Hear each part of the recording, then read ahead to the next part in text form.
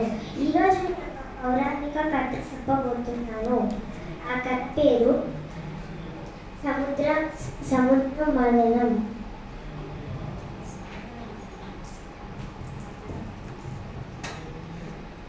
ఒకసారి దుర్వాస మహర్షి నడుస్తూ వెళ్తాడు.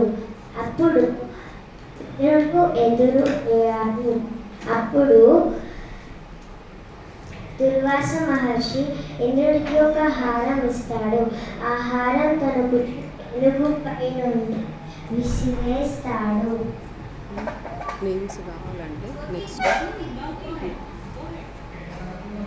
అప్పుడు దుర్వాస మహర్షి ఇంద్రుడిని శపిస్తాడు.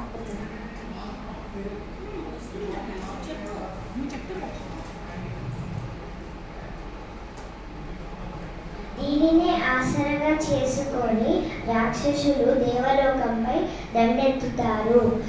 ఇంద్రుడు ఇతర దేవతలు కలిసి బ్రహ్మ వద్దకు వస్తారు.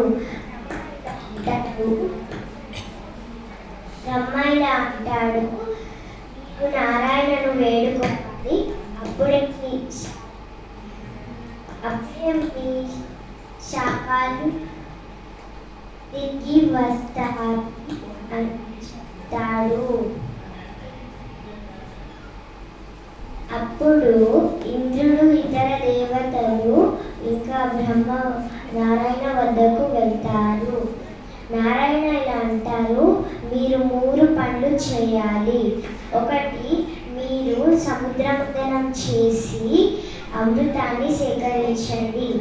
రెండోది, నేను మీకు వాసుకిని తోడుగా పంపిస్తాను. మూడోది, మీరు అసురులతో స్నేహం చేసి ఇద్దరు కలిసి సముద్రం అని చెబుతాడు. మదనాచల పర్వతాన్ని వాసుకిని చుట్టి పర్వత బలాన్ని తట్టుకోలేక విష్ణుమూర్తి కూర్మావతారం ఎత్తి వారికి సహాయం చేస్తాడు. ఇలా సముద్రమదనం చేయగా హలహలం వస్తుంది. అప్పుడు దేవతలు శివుని వేడుకుంటారు.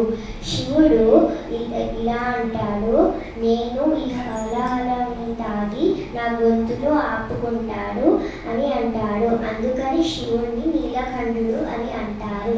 తరువాత సముద్రమదనం చేయగా కొన్ని వస్తువులు వస్తాయి. దానితో పాటు హలహలం అమృతం వస్తుంది. అది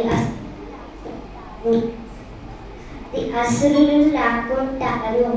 దేవతలు విష్ణుమూర్తిని వేడుకోగా విష్ణుమూర్తి మోహిని అవతారం ఎత్తి అసురులను మాయలో చేసి అమృతాన్ని సేకరించి దేవతలకు అందిస్తుంది. అందరికీ ధన్యవాదములు.